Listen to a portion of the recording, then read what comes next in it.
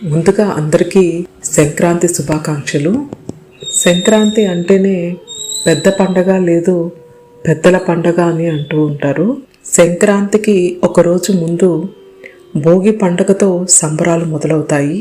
భోగి అంటే భోగ భాగ్యాలను అనుభవించే రోజు అని అర్థం. ఎలాగంటే పాడి పంటలు సమృద్ధిగా ఇండ్లకు వచ్చే కాల సమయం కనుక ముఖ్యంగా ఈ సంక్రాంతి పండుగను 4 రోజుల పాటు ఎంతో ఘనంగా జరుపుకుంటాము.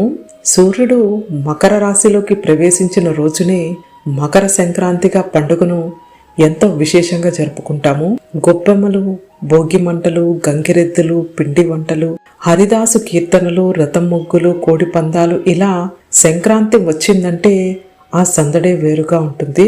ఈ పండుగ తొలి రోజున భోగిగా పిలుస్తారు, రెండో రోజున మకర సంక్రాంతిగా, మూడో రోజును కనుమగా, 4వ రోజును ముక్కనుముగా అంటారు.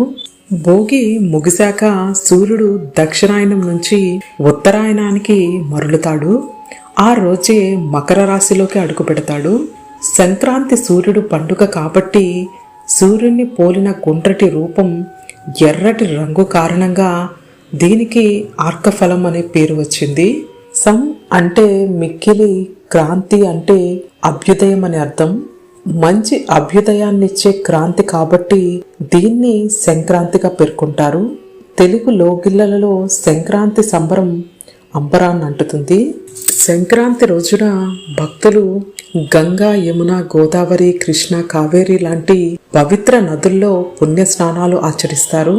ఇక శ్రీమన్నారాయణుడు ప్రత్యక్ష రూపం సూర్యభగవానుడు. అందుకే సంక్రాంతి పర్వదినం రోజున ఉదయాన్నే లేచి తలారా స్నానం చేసి కొత్త దుస్తులను ధరించి సూర్యభగవాను ఆరాధించాలి. ఆ తర్వాత ఆదిత్య హృదయం, సూర్యాష్టకం పారాయణం చేసి ఇక ఇంట్లో ఉండే పెద్దవాళ్ళ ఆశీర్వాదం తీసుకుని ఈ రోజున సూర్యుడు సంక్రమణం జరిగే సమయంలో మన పూర్వీకులను పూజించడం ఆనవాయితీగా వస్తుంది.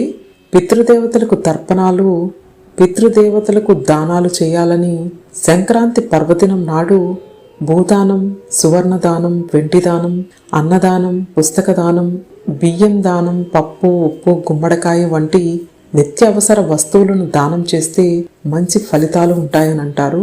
ఈ రోజున పితృదేవతలను ఆరాధించడం వల్ల కుటుంబానికి మంచి జరుగుతుందని, సంవత్సరంలో ప్రతి రవి సంక్రమణంకి పితృదేవతలకు తర్పణాలు చేయలేని వారు మకర సంక్రాంతి రోజున నల్ల నువ్వులతో పితృదేవతలకు తర్పణాలిస్తే సంవత్సరంలో వచ్చే అన్ని సంక్రాంతులకు ఇచ్చినట్లేనని